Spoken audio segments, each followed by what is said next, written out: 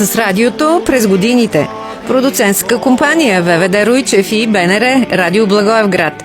И един общ радиотелевизионен проект. На 5 април ще потеглим с радиото през годините. Музикалните шедьоври и образци на българското фолклорно наследство и значението на звукозаписната дейност, осъществявана в музикално-продуцентския комплекс на Радио Благоевград през изминалите 5 десетилетия.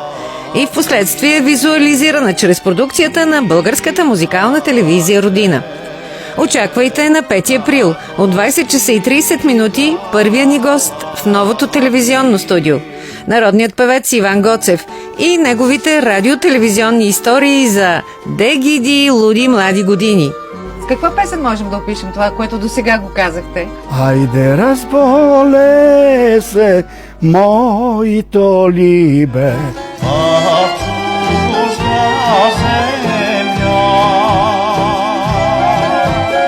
Премиера в ефира на телевизия Родина.